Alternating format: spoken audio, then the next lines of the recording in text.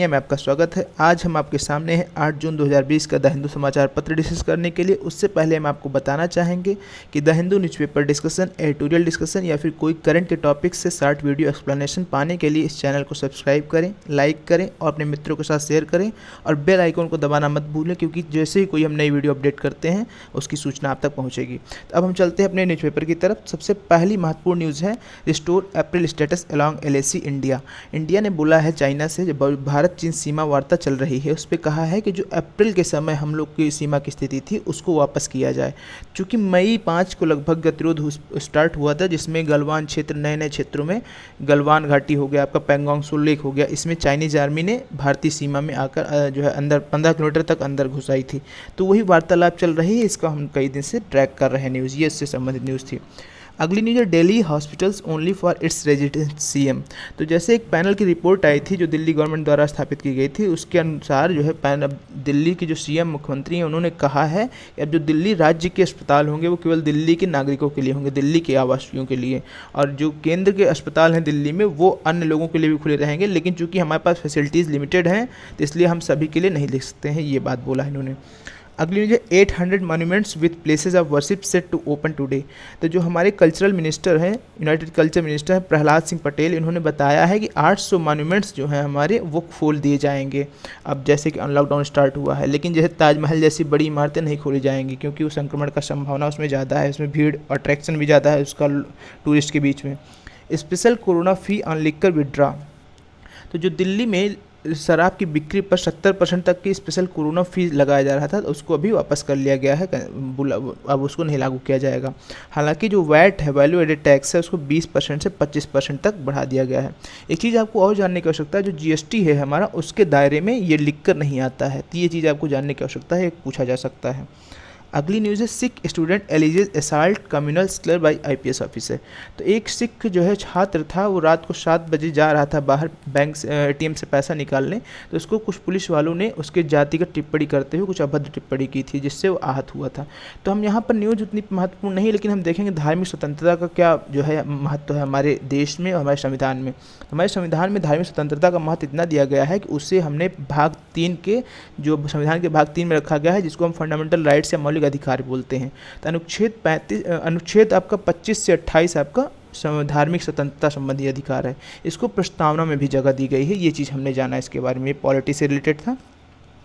अगली महत्वपूर्ण न्यूज़ है आपकी, ये लोकल न्यूज़ें हैं। अगली महत्वपूर्ण न्यूज़ है Orissa plans mega educational complexes for tribal students. तो जो उड़ीसा है, पहले उड़ीसा के हम पृष्ठभूमि के बारे में जानेंगे। ये आपका ग्रामीण जो है आबादी से ज़्यादा यहाँ पर ग्रामीण आबादी रहती हैं और ये राष्ट्र का ऐसा राज्य है जिसमें सबसे ज़्यादा वैरायटी ऑफ ट्राइब्स, यानी कि सबसे ज़्यादा जनजातीय समूहों की जो है विविधता यहाँ पाई जाती है।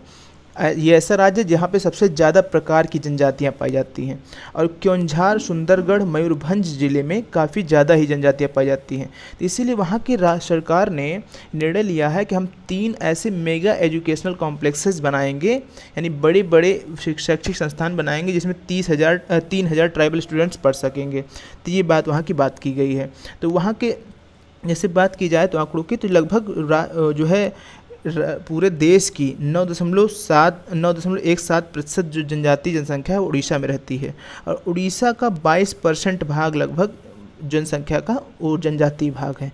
तो ये चीज़ कहा गया है। और जो पार्टिकुलरली वल्नरेबल ट्राइबल ग्रुप है, जिसमें 75 ट्राइबल ग्रुप्स हैं, उसमें से 13 जो ट्राइबल PVTGs हैं वो आपके उड़ीसा में स्वयं रहते हैं।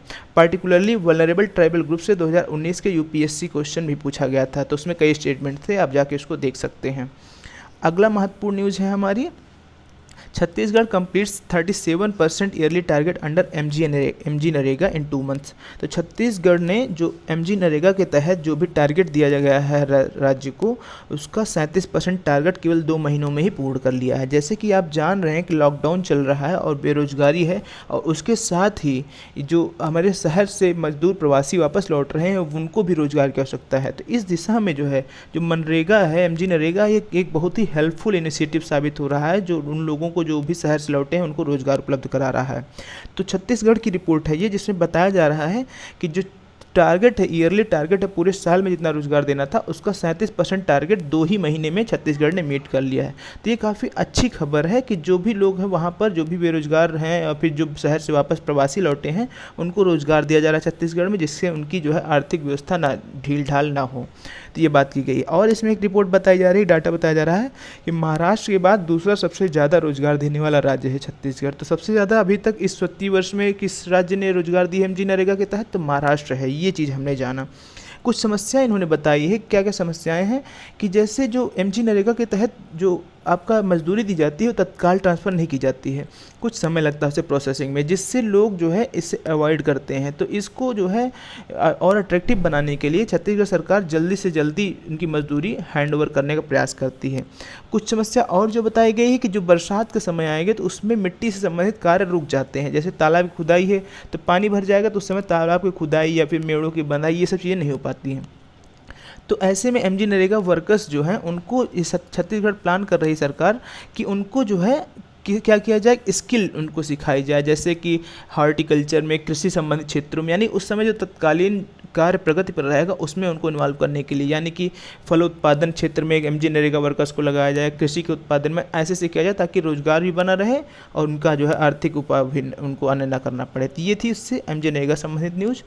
अगली महत्वपूर्ण न्यूज़ है हमारी जो ये कोविड-19 delays delivery of India's first VVIP planes. तो जो कोविड-19 की वजह से इंडिया का पहला वीवीआईपी प्लेन देर हो रहा है आने में, तो ये क्या है हम देखेंगे। तो जो हमारा अभी तक जो हमारे प्रधानमंत्री, राष्ट्रपति या उपराष्ट्रपति हैं वो भी किसी भी विदेश यात्रा पर जाते थे तो वो एयर इंडिया के विमान को जो है कुछ दिनों के लिए हायर करते थे, उससे जाते थे। जबकि यूएसए में देखेंगे तो यूएसए के जो प्रेसिडेंट, वाइस प्रेसिडेंट, उनके लिए एक विशेष विमान रखा जाता है। तो ऐसा ही प्रावधान हमारे देश में करने की बात की जा रही थी, तो जिसके तहत जो है एयर इंडिया के 2 विमानों को वापस बोइंग में भेजा गया, यानी बोइंग जो कंपनी निर्माता है, एयर विमान वायुयान निर्माता कंपनी है, उसको भेजा गया। इसको आप रीमॉडल करिए, इसके इंटीरियर को रीडिज़ाइन करिए। तो जो ये आपका पैसेंजर एयरक्राफ्ट है तो उसको रीडिज़ाइन करके बोइंग ने, जिसमें एक प्रेस कॉन्फ्रेंस रूम होगा, एक कॉन्फ्रेंस रूम होगा जिसमें वीआईपी लोग मीटिंग कर पाएंगे, वीवीआईपी लोग, और एक बेडरूम होगा, बाथरूम होगा, मतलब एक अच्छा इंटीरियर डिज़ाइन करके इसमें एक स्पेशल जो है वीवीआईपी प्लेन के रूप में इसको मॉडिफाई करिए। तो 2 प्लेन ऐसे बोइंग के लिए भेजे गए थे। तो एयर इंडिया के 2 प्लेन बोइंग को भेजे गए थे। लेकिन अभी कोविड-19 इसी बीच में आ गया, तो हम जानते हैं कि उसमें लेबर शॉर्टेज और उसके बाद भी कुछ जो है लीगल हर्डल्स हैं, जिसकी वजह से जो अभी तक आ जाना था, जैसे जून 30 को पहला प्लेन आ जाना था, लेकिन अब डिले होकर पहला प्लेन अगस्त 30 को आएगा और दूसरा प्लेन सितंबर 30 को आएगा। तो ये हमने जाना इंडिया के वीवीआईपी प्लेन ऑर्डर के बारे में। अगली न्यूज़ है TNAI extend support to AIIMS nurses for reduced duty hours.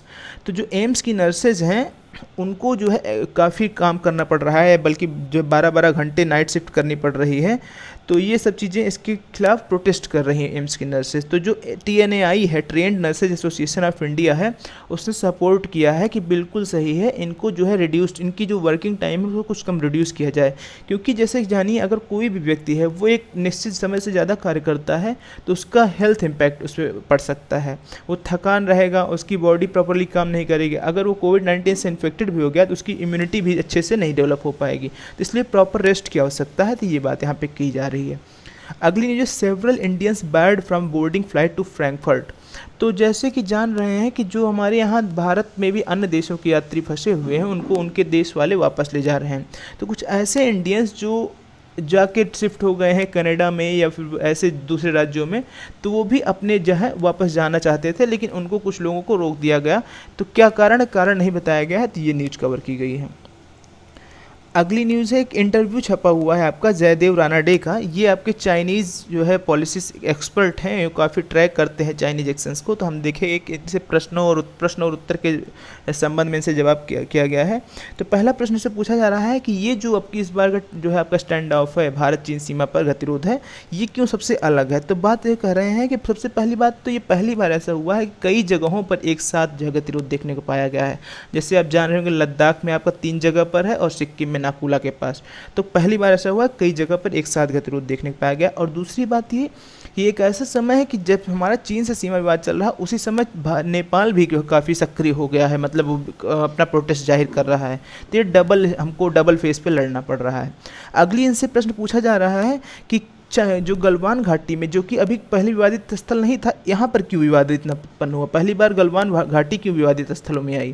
तो ये बताया जा रहा है कि वहाँ पर जो भारत आपका दारबुक स्योक दौलत बेग ओल्दी रोड बना रहा है, इससे चाइना को समस्या हो रही है कि भाई बॉर्डर तक उनके जो है भारत के रोड्स आ जाएंगे तो ये इंडिया जो है मजबूत हो जाएगी मिलिट्री पावर में, जिससे इनको दिक्कत हो रही है। और जो उनकी समस्या है, बता रहे हैं जो चाइना पाकिस्तान इकोनॉमिक कॉरिडोर है वो भी उसके बगल से होकर गुजरता है। तो इन सब मामलों पे जो है चाइना जो है नए नए जगहों पर विवाद उत्पन्न कर रहा है, जो जहाँ पर कभी पहले विवाद नहीं होता था। जैसे गलवान क्षेत्र है, हमेशा शांति का क्षेत्र रहा है, यहाँ पर कभी विवाद नहीं हुआ है, लेकिन चाइना भी इसे विवादित स्थलों में लाना चाहता है।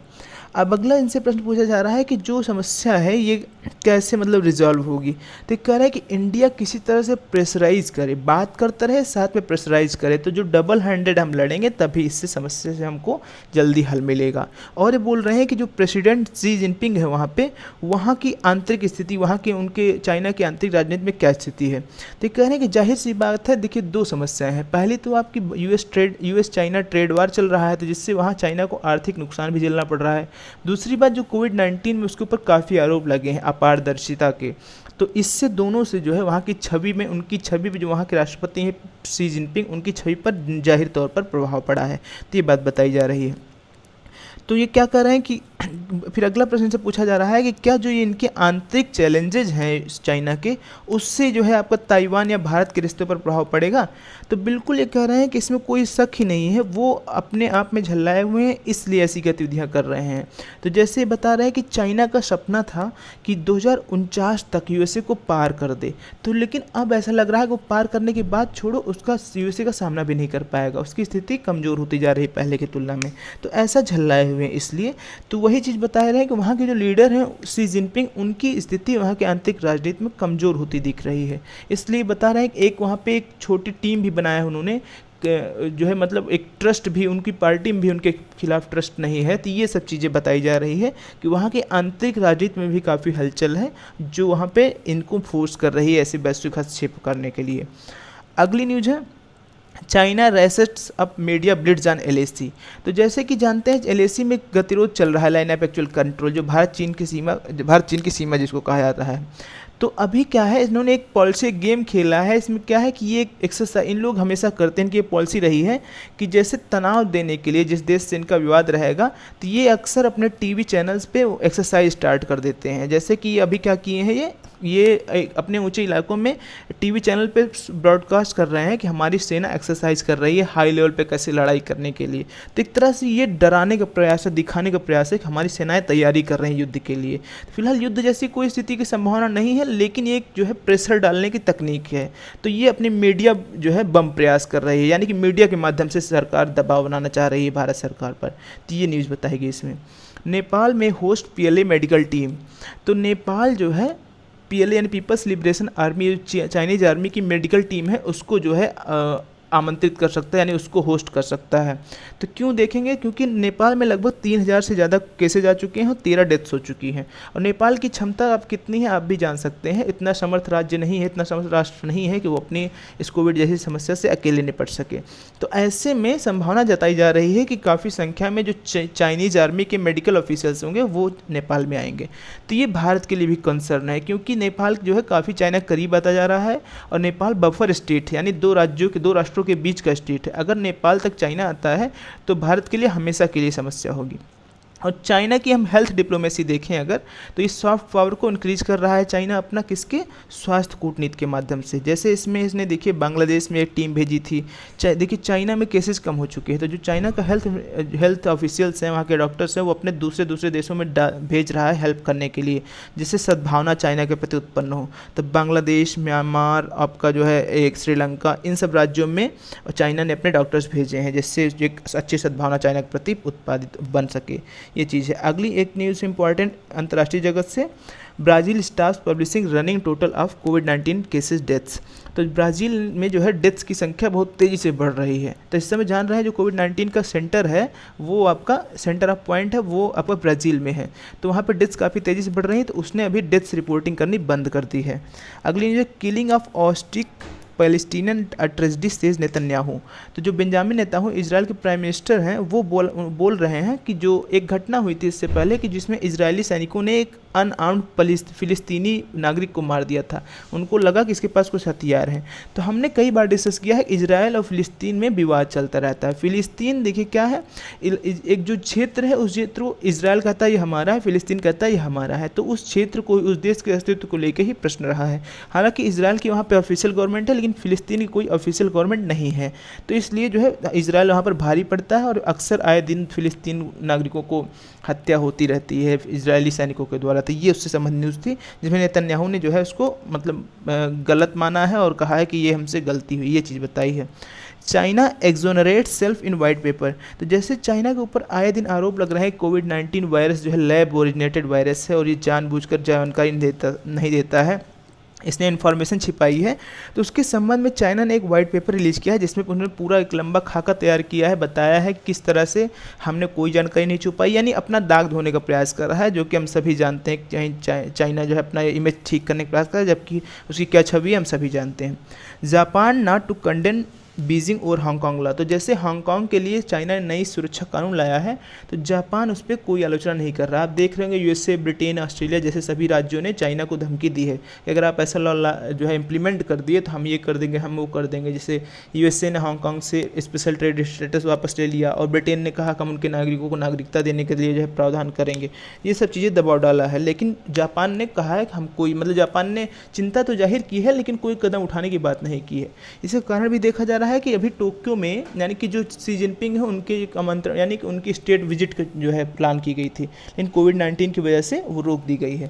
तो यानी कि कहीं ना कहीं जापान जो है अपने आप को यूएसए और उससे अलग कर रहा है चाइना से संबंध में। तो ये चीज़ बात की जा रही है, वो अपने हो सकता है संबंध को थोड़ा सा बेहतर करने का प्रयास में हो। Sri Lanka keeping a close watch on locust situation. तो जैसे कि जो टिड्डी दल का हमला चल रहा है ये उत्तर भारत में काफ़ी प्रभावित कर रहा है, तो श्रीलंका भी जो है इससे सतर्क है। हालांकि संभावना कम ही कि दक्षिण क्षेत्र में ये टिड्डी दल का हमला हो, लेकिन तब भी सतर्कता बरतते हुए है। US plan on troop cut sparks concern. तो जो यूएस है ये नाटो का प्रमुख सदस्य। नाटो क्या है? North Atlantic Treaty Organization. ये एक आपका मिलिट्री ऑर्गेनाइजेशन है जिसमें जो भी सदस्य देश शामिल हैं उनके देश की रक्षा जो है सामूहिक रूप से वो रक्षा स्ट्रेटजी तय करते हैं कि अगर किसी एक सदस्य देश पर हमला होता है तो वो पूरे नाटो सदस्य देशों पर हमला माना जाता है और सब मिल के उसका जवाब देते हैं। तो जर्मनी भी नाटो का सदस्य है, यूएसए भी नाटो का सदस्य है। तो उसी के संबंध में नाटो की कुछ आर्मी जो यूएस की आर्मी है वो नाटो के रूप में जर्मनी में काम करती हैं, लगभग 34,500 सैनिक। तो अभी ट्रंप ने लगभग 9,500 सैनिकों को वापस बुला लिया है जर्मनी से, जिसपे जर्मनी ने चिंता जाहिर की है कि इससे नाटो के देशों में संबंध में जो है काफ़ी कमी आ सकती है। तो ये बात की जा रही है यहाँ पर। तो यहाँ पर नाटो क्या था ये चीज़ हमने देखा। तो ये थी हमारी आज की न्यूज़पेपर डिस्कशन। एक महत्वपूर्ण न्यूज़ और जो है उसको हम देखेंगे कि जो Pompeo offers help to Russia in cleaning spill. तो जो रूस में आर्कटिक रिवर है, आर्कटिक नदी है जो साइबेरिया क्षेत्र में, वहाँ पर एक ऑयल स्पिल हुआ है, एक तेल का रिसाव हुआ है। वहाँ पर एक पावर प्लांट था जिसमें जो तेल का टैंक था वो नीचे धंस गया ज़मीन पे, उसी से रिसाव हुआ है। तो आर्कटिक नदी में लगभग 12 किलोमीटर लंबी नदी पूरी लाल हो गई है तेल के रिसाव से। तो ये काफ़ी चिंता की बात है, ये एक कंसर्न है। रशिया में काफ़ी इमरजेंसी सिचुएशन भी इससे घोषित कर दी गई है। हालांकि इसमें अभी इस संबंध में जो पोम्पियो हैं यूएस के जो है आपके होम सेक्रेटरी पद के जो अधिकारी हैं, जो माइक पोम्पियो, उन्होंने कहा है कि हम जो है यूएसए जो है रशिया से भले मतभेद रखता है लेकिन इस मामले में उसकी हेल्प करने के लिए तैयार है। तो इससे संबंधित न्यूज़ थी। ये थी हमारी आज की न्यूज़ पर डिस्कशन। अब हम चलेंगे आज के अपने प्रश्नों की तरफ। प्रश्न हमारे कुछ इस प्रकार है। धार्मिक स्वतंत्रता के संबंध में कौन से कथन सत्य है या मौलिक अधिकार है या संविधान के भाग 3 में है? केवल एक, केवल दो या दोनों, इनमें से कोई नहीं। वित्तीय वर्ष 2019-20 में एमजी नरेगा के अंतर्गत सबसे ज़्यादा रोजगार देने वाला राज्य कौन सा है? उड़ीसा, महाराष्ट्र, राजस्थान, छत्तीसगढ़। हाल ही में कौन सा देश तेल रिसाव ऑयल स्पिल से प्रभावित है? पाकिस्तान, ईरान, इराक, या इसमें आपका एक विकल्प इसमें देखिए नहीं है, रूस। इसमें एक विकल्प ढूंढ लीजिए क्योंकि ये जो है आपका, इसको इराक को काट के आप रूस लिख लीजिए। अगला प्रश्न है इसमें आपका, निम्न में से कौन सा देश अंतर्राष्ट्रीय राजनीति में स्वास्थ्य कूटनीति का प्रयोग मृदुशक्ति के रूप में बृहत स्तर पर कर रहा है? भारत, रूस, चीन, जापान। तो ये थे हमारे आज के न्यूज़पेपर डिस्कशन। बहुत बहुत धन्यवाद। Thank you.